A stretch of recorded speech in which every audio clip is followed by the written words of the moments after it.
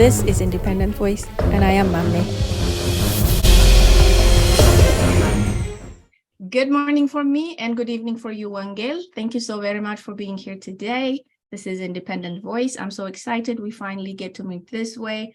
It's going to be fun, and I am so excited to have the opportunity to sit here and have a conversation. So with that said, I'd like to give you a few minutes to introduce yourself, tell us about yourself, where you live, who you are, and what your involvement is, and we'll take it from there. Thank you so much for being here again. Okay, thank you for having me, Mami. Well, my name is Wongel Zelalem, and I am a YouTuber as well, and my channel is basically addressing African issues, generally African, and not just African, but also Black people everywhere in the world, because at the end of the day, Pan-Africanism is not just about Africans, it's about the diaspora and Africans. So, so I address issues, concerns, or maybe if I feel like mainstream media is not portraying a certain story in the way that we see it or we know it to be on the ground, I try to tackle that and talk about it from an African and also an Ethiopian perspective. So I first started this channel because I noticed that I would really get angry watching the news or just the fake stories. And I realized there's a way that you can also contribute by erasing that narrative, or at least try and talk to your people in a way where it can show them that everything you hear might not be true, or it might be a lie, downright lie, or a propaganda. So I found out that you can do that by having a channel. So I was like, okay, let me do this thing. And I created the channel, started, and fast forward now, I think 3 years, I think I have built a community where there's a lot of conversation that goes on, and I'm just happy and I can't wait to see it grow. So basically that's a little bit about me.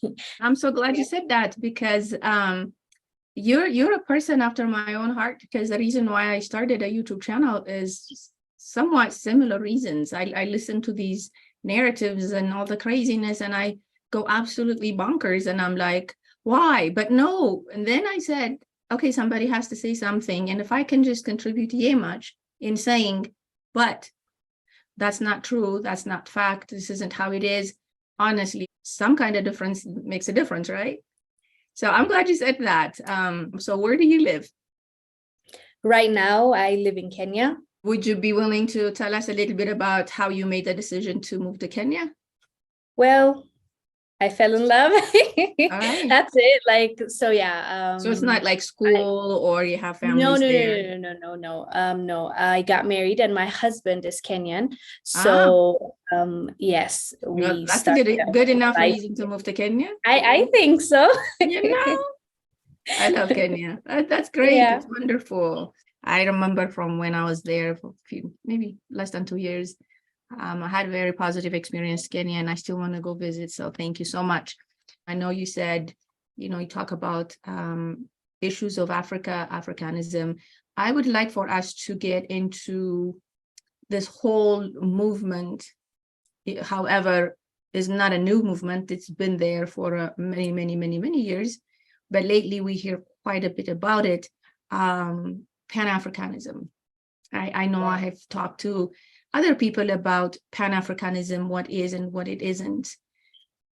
Talk to me about Pan-Africanism as you understand it, and maybe even from your perspective, from a woman's perspective, from somebody who is living in Kenya. I mean, Africa and Kenya, it's all the same. Say something about your perspective when you think about Pan-Africanism. What do you think? What do you see? How do you see that? What does it mean to you? For me, if I have to choose one word, it would be unity. So if I have to choose two, unified Africa, like all of us coming together to change the future, because it's really sad to see the potential that we have. Each country in Africa, the potential, the God-given natural resources, the people, and the talent and the brain, everything put together, we should be not one of, maybe the richest continent in the world. But it's hard for us to get there. And I believe Pan-Africanism is the only vehicle that is going to connect us or take us to the place that we are supposed to be or meant to be as a people. So much has happened, like the history, almost everybody knows. But in Africa, the issue I'm starting to notice as I am online for quite a bit now, what I'm realizing is, especially Africans that are in Africa, that are, like, for example, like you, that are not in the diaspora, or haven't left Africa, we forget that even though colonization has ended, there's neo-colonization, and we don't understand that. So just because we don't understand that, I think because we don't know it exists, most of us don't know it exists, we think that everything that is happening to us is just because it is that way, or I mean, it is what it is, or you know how it goes when it comes to our people. But and also, I'm not saying everything and all our troubles and problems come from that side. I'm saying it plays a huge role, and the minute we understand that, and the moment we say, okay, let's all come together so we can have a voice, and because we can all agree we're stronger together. You know, Ethiopia on its own is one country compared to the other powerful nations. But if Ethiopia can come with other countries and have a voice, it's going to be a strong voice, right? And also considering our brothers and sisters in the diaspora, everybody with the African ancestry, if we come together and we start working on the public sphere, like developing our economies, developing our manufacturing, developing the areas that we need, education, infrastructure, medicine. If we all come together and do what needs to be done, we can at least make it better for the next generation. Enough is enough. Like, for how long should our people die just trying to escape their countries? You know, so many people lose their lives on the way to those European countries. So many people did not make it. And for me, I see Pan-Africanism as something that will benefit each and every African, and not just us, most importantly, the future generation, so that they don't face the exact same thing our people face. Like, the way we're mistreated, the way we're seen, the way, it's just sad. Once we were great people, great nation, now we're looked at as like beggars, and it's just very sad. So for me, Pan-Africanism is the only way. Being a Pan-African for me is bringing our people together, educating our people how important it is for us to come together, and also pushing for that change. It could be talking to the leaders, you know, making sure that they hear us and change the things that need to be changed. Visa is like, just to travel within Africa, it's so like expensive, right? The visa, you might even get rejected. But other nations like the US can go to the South Africa without any visa. But an Ethiopian to go to South Africa, the hell you have to go through in order for you to get the visa, on top of paying the money. So the infrastructure, if we also push for trading amongst ourselves, you know, when there's natural resources on the ground and everybody can contribute differently, the African countries, it's trading amongst ourselves, and that it can only help us out. But unfortunately, that is not the case as of now. But I am seeing hope, because a lot of people are interested to hear about this concept, Pan-African, coming together, helping one another, being a voice to the voiceless. So I can't say we're doomed, but there's a lot of work that needs to be done as well. Very interesting way of putting Pan-Africanism. I've heard it explained so many different ways. And the way you're looking at it, at least the way you presented it today, is from the economic development side of things when you talked about trading. And then we're talking about the system itself across the continent and not just in one specific or given country. It's easier for others to do business, to travel, to connect to Africa, just because they happen to be from, I don't know what we consider international communities, whereas compared to people within the continent struggle to do that same thing. So to me, that's a system change that we need, a system reform. Is that what we need? And the continent needs to come together. And I think I've been saying this for, I don't know, so many years, and saying the continent of Africa needs to come together in one room and see what happens. I don't mean that all of us will be stuffed into a room. I mean to say the continent needs to start seeing itself as a whole and create the system that works for the whole. Because right now Africa has been fragmented. You brought up an interesting concept to me that kind of showed why when we talk about Pan-Africanism, we usually jump to and then there's nothing wrong with it, but we usually focus on the word unity. It's not that the continent of Africa or Africans aren't united. Well, God help us, we do have our fair share, right? We're not necessarily the melting pot, but we're not enemies either. So when we talk about unity and we continue to say that, it's not to say that Africans are not united. We have our differences, but we're kind of sitting in our corners in our areas and not necessarily create a system that also connects us. So what I'm looking at and what I hear, just listening to you, what I was thinking was, how can we then promote the good, the better, and the best of Africa?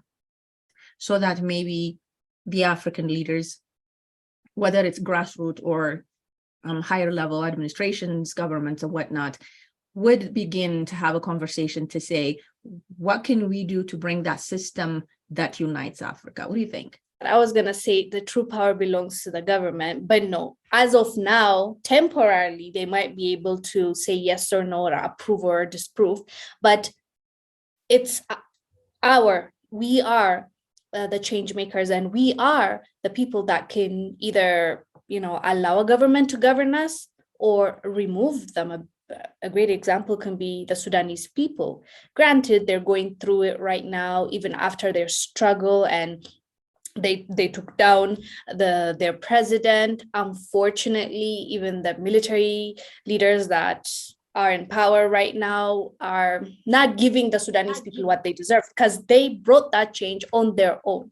They protested, they went out and camped outside of the president's house. Like, that shows you that at the end of the day, the power is in your hands, right? If you come together. Again, if you come together, one person on its own can't do much, right? You can influence, but with that still being said, I believe all of us can contribute in our own way. When we think about ourselves, we feel like we can't do much. It's like, I'm just one. Like, how much can I contribute? But you're underestimating yourself. That's what I have learned in my journey, because I was just a person that was sitting down watching the news and getting angry, the same way you said you were.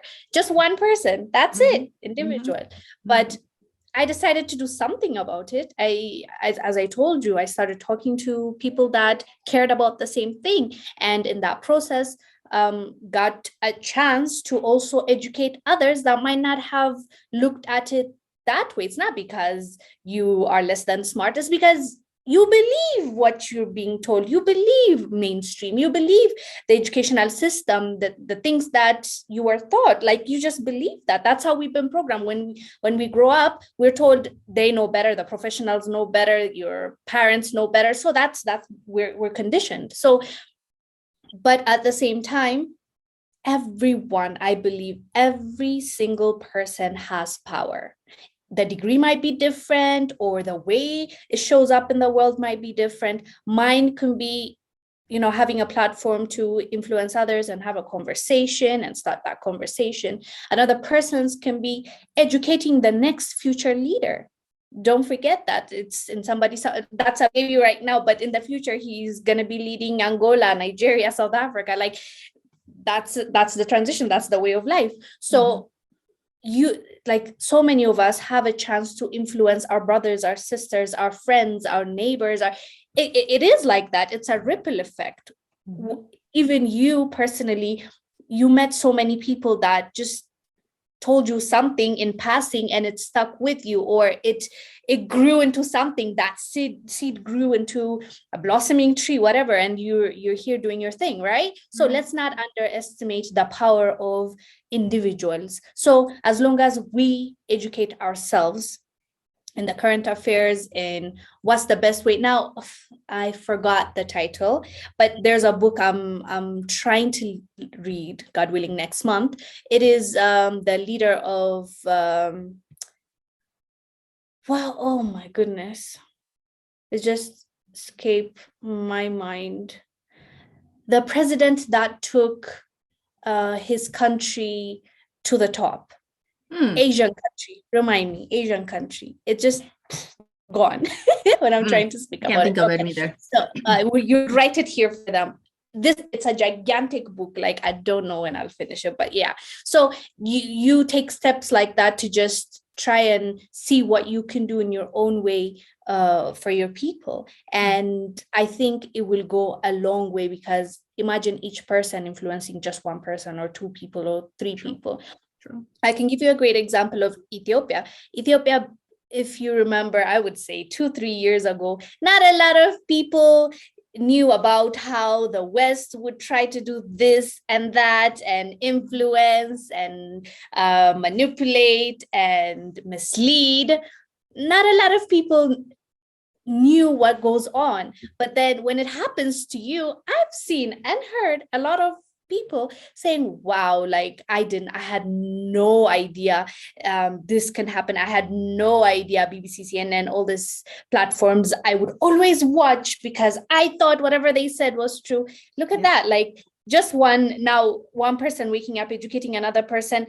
It just grew into this thing where it's like, oh, I'm going to defend my country. You just need to tell the people the truth. Let them decide for themselves. Just take away that blinders that was put on us by so many people, or I don't know, a few powerful nations, people, whatever you want to call it. But once you realize that you have a voice and you can teach other people, I think we can do it. So I think that's the way I would go about it, just knowing that you are powerful and doing your best just as an individual, and then the ripple effects, then nature will take its course and we all will understand what's really going on. Right. Thank you. The power of one. So we usually, you're right, underestimate what one individual can do. If we can change the mindset of one, and it starts from self, from within, then it goes to maybe the household, the next generation that is around me. I'm a parent of 2. If I can raise a generation that understands what it is that I'm trying to achieve, or if I paint the right kind of picture in front of them in terms of what Africa is and what we're all about, there's that generation, right? Because you said you never know which one of them would be that leader that could take Africa to the next level. We just don't know. We were the fruit of a generation, right? There was a generation behind us. That generation brought us up. And now we're here. What is the generation we're going to leave Africa with? that Yep. what kind of mindset? So, that ripple effect that you talk about is not just necessarily how many people would listen to you and buy into your, I don't want to say narrative, but what you're trying to portray about Africa, but the generation. I've been saying lately, start from home. It starts from home. That next generation that is sitting right around you, the generation that I contributed to the world of Africa, or in general to the world. What service am I doing in terms of what picture I'm painting in front of them, and what understanding do they have? And I think we grew up, as you said, knowing and hearing a lot about Africa, and that picture has changed for all of us recently, right? Because we opened up our eyes. We wanted to open our minds too, and our hearts, and say, really? And see things for what they are, and not necessarily believe the picture that was put in front of us. So that was very powerful. We talked about the power of one, and not to underestimate the influence that we can have as individuals, right? You don't have to be the person that has a follower of 10 million or 10. If you look around where you're sitting at, anybody, and if you have the next generation that you're looking at, there is a place to begin, right? Yep. So what message can we form to encourage others, especially women? Because especially in the world of Africa, women tend to feel like it's not my role. That's not something I ought to do. There's different notions about movements, women's participation in things like being an influencer, a leader, being out in public. What message would you have for mothers or women in terms of painting that picture, or in terms of engaging in these Pan-Africanism activities that we talk about? Okay, before I answer that, it bugged me so much that I didn't remember earlier. It was Singapore's president. There you go. So his name, Lee Kuan Yew. I might be pronouncing his name wrong, but yeah, he really made an impact on Singapore. He made that country a first world country. And honestly, I don't see any harm trying to learn from success stories and also learn from failures of other nations, right? Absolutely. So that is the reason why I picked it for next month read. I think it's important for us. If we want to bring change, we don't know everything, right? Me personally, I am okay with accepting and being honest and saying, I don't know much, I just care. So I'll do my best to do what I can, right? That's one of the reasons you asked me a question. I guess it connects. You said my advice for people, women, or people that are trying to make that change. You should not downplay your existence. Okay, there's a reason why you're existing during this time in 2023 and have the passion for that thing that you have passion for and care about your country or the continent or the people or your family. There is a reason why you're here. So if you're here alive and well and you're breathing, there's a purpose to your life. And that purpose is connected to the things that stir up anger in you or stir up that strong emotion in you. So don't downplay yourself. Or I can give you an example of myself. I was so afraid when I first started the channel. I didn't want people to say I was so shy. I'm like, they'll be like, now why? Since when do you care? Why are you talking? Like, so many thoughts in my mind. I don't want people to know at all. I wanted to keep it a secret because I just felt like people will judge me or have ideas. But, as time goes by and I understand, you today and you 5 years ago, you're not the same person. You're not. If you are the same person, there's an issue. There's something. Go ahead and go to therapy, because you're always evolving. You're always learning new things. You're always understanding things differently. Perspectives change, right? So I'm like, so what? Like, it changed my whole way of thinking when I realized it doesn't matter what they think of me right now, because they don't even know you right now, right? The people that knew you, or the people that just see you online and think, oh, I know her, this is her. No, they don't as well. They only might know the things you care about or the things you talk about. How about the like 80-70% of your life? They don't, right? So people, we fear judgment, or we fear like, what will they say and all that stuff. You should not care, take what do you call it, like criticism that is going to help you, benefit you. But people that are just trying to tell you don't do this, that it's, if they're telling you what to do, why are they not doing it? That's the biggest question. Why are you not doing it, right?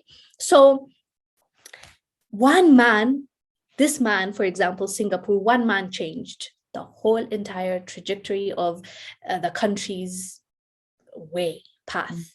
Now imagine how many kids are eating well, fed well, can the girls go to school. Our issues, how many issues like the rural area especially have. All these people's lives change for the better. They can get medication, they can get a schooling, they can get a job after they finish school, they can provide for their family. That one man changed this millions of people's lives, right? So can we. It might be different, as I said, okay, it's not going to be the same, but we are able to do that. So if you have that passion in you and that push, that desire about a certain thing, it might not just be about Africa or Ethiopia or specifically, but when you follow that is when you're doing the whole world a service, right? Because you are filling that gap that you are supposed to fill in. If you lack, then that gap is going to be left. So what we all can do is contribute in our own way. And for those like women that you asked me specifically, maybe women. For women, obviously in the Africa context and most countries, it's different, but on average, we can say women are not in the same position when it comes, especially in the rural areas, right? Like there's a huge gap, huge gap. Just like when you hear stories like girls won't go to school because their period menstruation cycle came, they can't go to school the whole week, they miss out. How sad is that? That's the kind of people that are amongst us. And still there are things that we need to fight, like female genital mutilation. We still are going through that. I think UN estimated about 4 million girls in Africa will go through genital mutilation this year. Wow. That's their prediction. So that's a lot, right? And early marriage. We have, when I hear feminism outside of Africa, I can't help but just laugh, because they clearly don't have the same issues that our girls have. Honestly, right? The things they talk about, I'm like, what? Like that's what you're fighting for right now?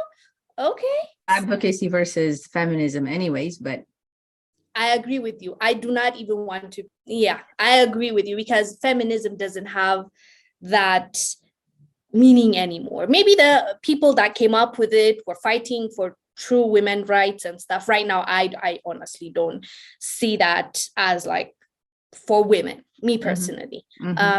It's turned into from equality to I want to be on top of the man. And for me, no, for me, we're equal. That's what I care about. I want us to work together. I think that's the best way we can be where we want to be, because I believe in our own ways, women and men are different.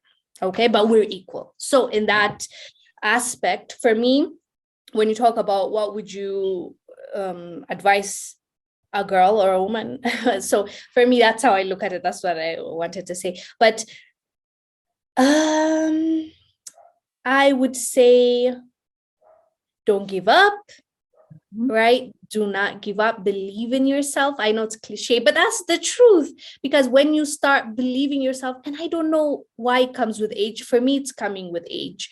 As I'm growing older, I'm starting to accept myself a bit more and liking what I see and the progress and the person. So I don't know if it's an age thing, but there will come a time when you'll look back and say, wow, like I love this. I love where I am right now. And I'm glad I was able to believe in myself. And when you talk about women, it's not just going to be about women, because you need also men to be an ally.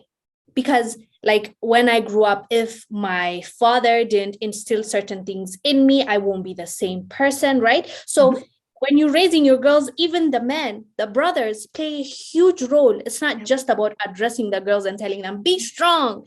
They need support, they need help. And we need our men to also step up and see that the world would be a better place when women are being given the platform and also equal opportunity.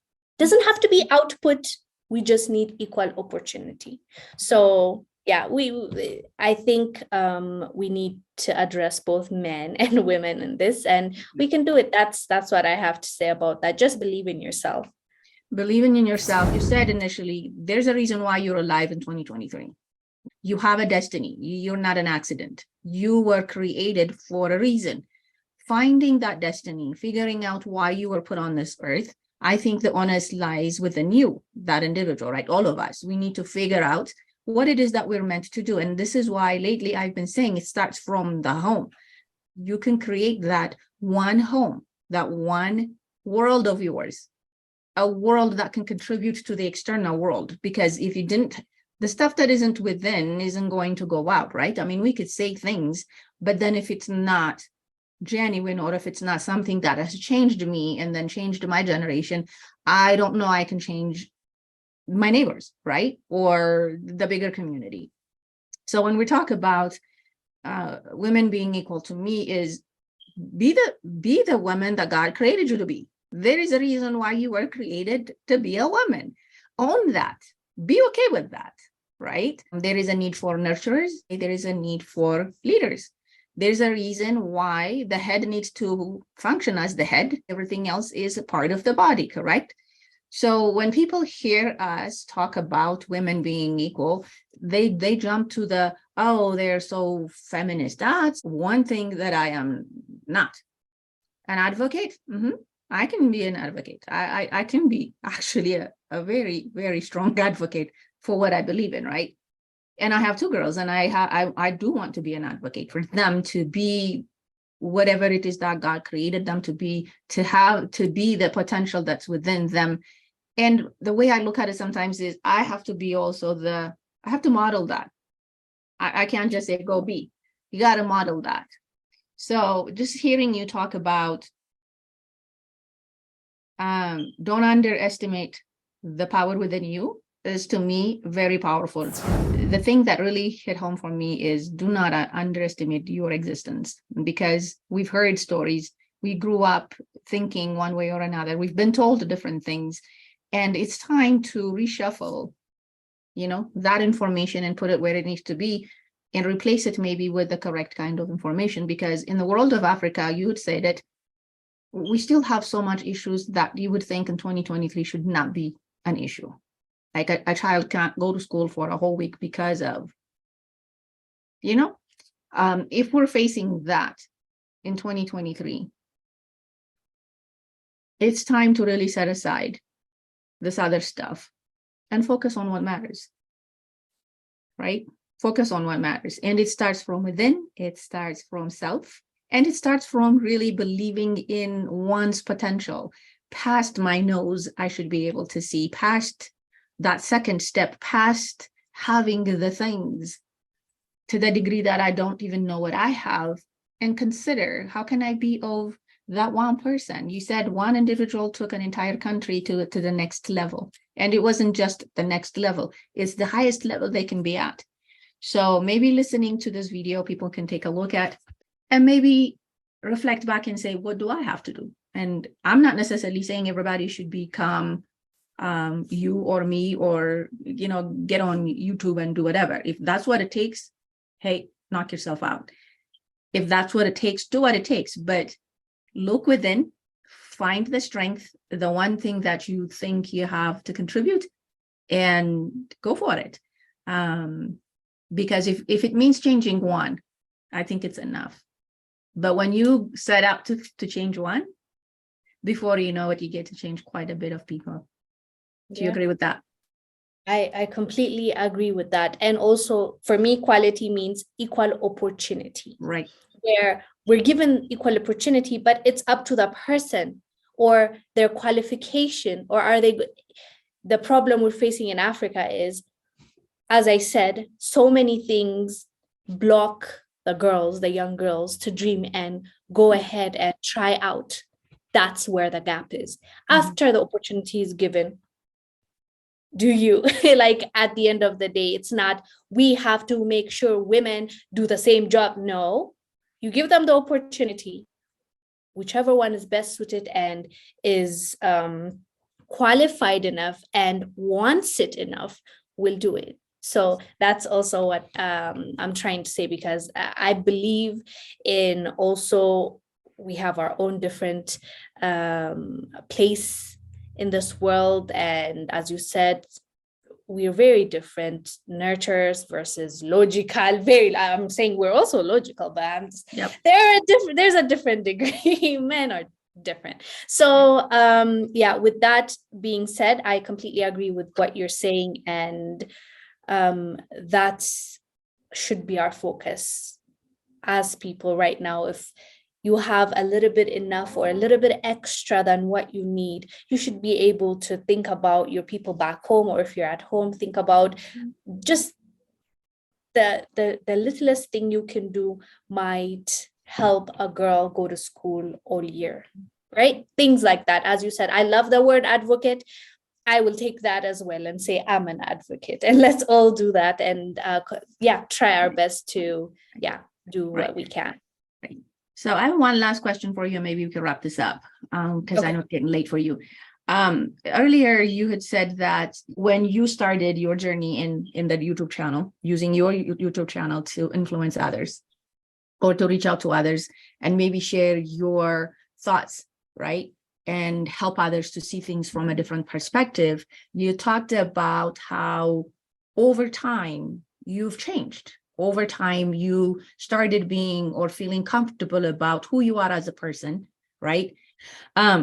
Say something about what does it mean to you, from your experience, from your journey, to just be okay with oneself? Because I see sometimes people try to be this different things. I mean, today this person is this, and then tomorrow they see that other person and they try to be that. And then the day after tomorrow, they see that other person, and then they go, wouldn't it be cute, or wouldn't it be amazing to be that? And then they try to be that. What does it mean to just be okay with who we are?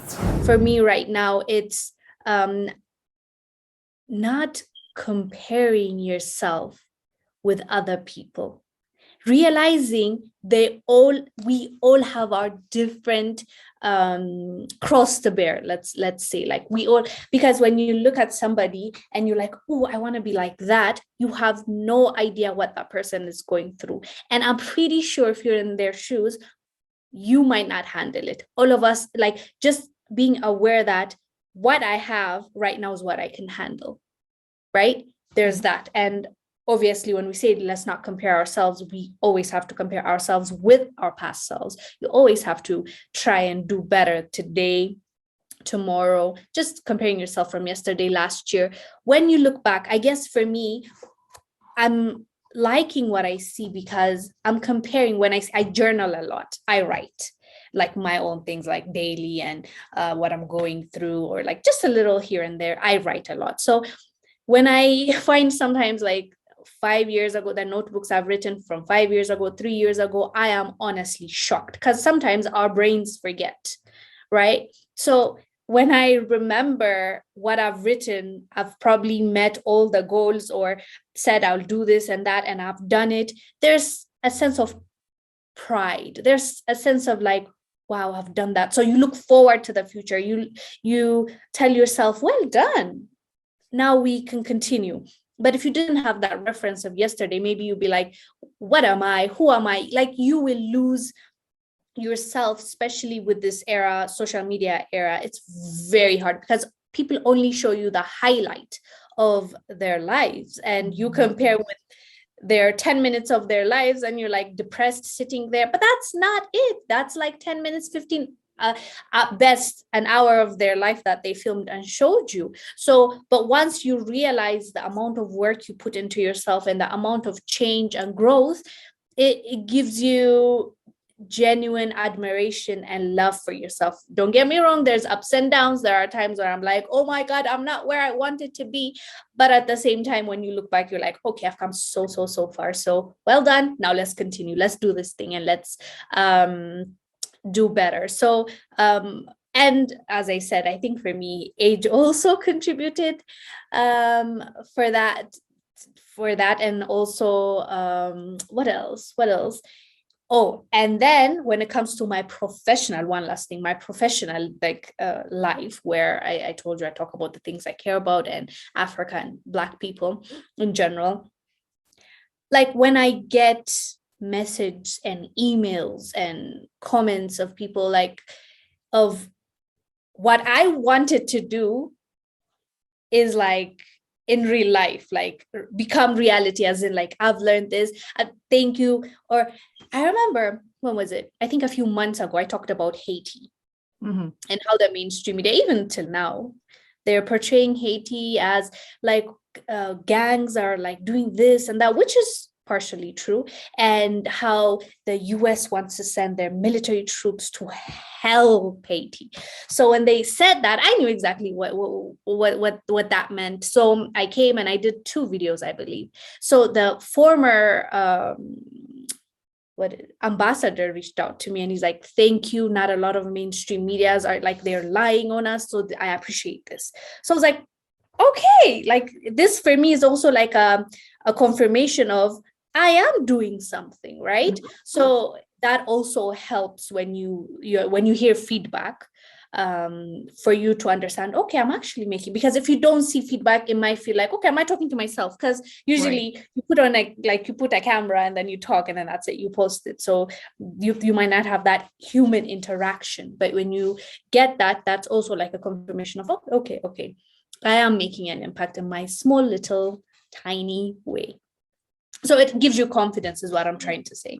Right. Don't underestimate the power of one. So thank you so much, Wongel. Really, this has been amazing. Hopefully we get to do this more.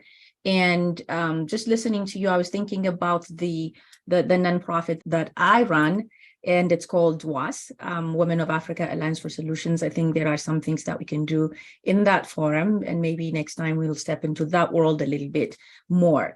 But to just wrap this up today, what is the walk away? What's the takeaway from here? So what I heard and what I'm walking away from this conversation is, don't underestimate the reason of your existence.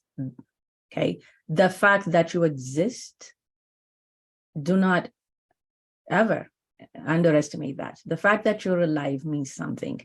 And to add to what you were saying, finding the destiny and getting on that path is all up to us. Yes, we are going to need some sort of support, but it's up to us. And then the second thing that I was thinking about was to just be okay with who we are. Be okay with who you are. Self-acceptance, I think, is huge. And there's a reason why we were created to be Africans, whether it's in Kenya, Ethiopia, wherever else, be okay with who you are, and accepting self, I think, is huge.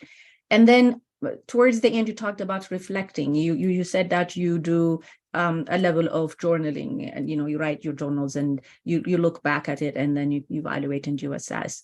So reflecting on the growth that we make from time to time, from last year to this year, to assess and not to forget to celebrate the accomplishment, however big, however small, right? So if we don't do our own assessment, we would not be able to accept any kind of critiques from others. Others we'll provide critiques whether you asked for it or not. But I think the best critique, and sometimes we are our own worst critics, but I think the honest critique comes from the heart, from within. So not to forget that. And the very last thing that we touched upon, I think is worth underlining, is don't compare yourself with others, just compare yourself with your own goals. And when I say that, if you don't have a goal, then you don't have anything to compare yourself with, right? So set yourself up, have some expectations, and then, assess and see how you have reached or where you've reached over time, and do your own assessment, and then plan and continue going and not stop. So this has been incredible. Thank you so much. I so appreciate this conversation. And like I said, maybe we get to do more of this. So thank you for your time. I know it's evening there. It's morning for me. So I will let you go and have a restful evening. Thank you so much for your time. Say hi to anyone and everyone that you could say hi to, all the way from Denver. I miss Kenya. By the grace of God, someday I'll come back and visit. Something tells me I might. I just want to be there and have that experience once again. All the way from Africa. Wongel, thank you so much. Close this. Okay. So one last thing I want to leave our audience is, I want you to start thinking bigger, outside of you, outside of your tribe, outside of your country, outside of just what you always get to see, outside of your daily life. Just snap out of it and try and see how big the world is, and how much you can do, and what we can do if we made the right steps. So let's not be narrow-minded. We can do better. Let's think bigger so big things can come to us, and let's just unite. Okay, all of us, all Black people. It's about time. We deserve it. We deserve a better life. Okay, we've suffered enough. Yes. So that's my last statement. Thank you so much, Mommy, for having me. I appreciate it. It was a wonderful conversation, to the point where I didn't realize it's been like an hour. I know, right? So thank you for having me. It was a wonderful conversation. Have a blessed day. I know it's morning. Be as productive as you can be. I so appreciate it. Thank you so very much. Have a wonderful evening. Say hi to everyone for me. Will do.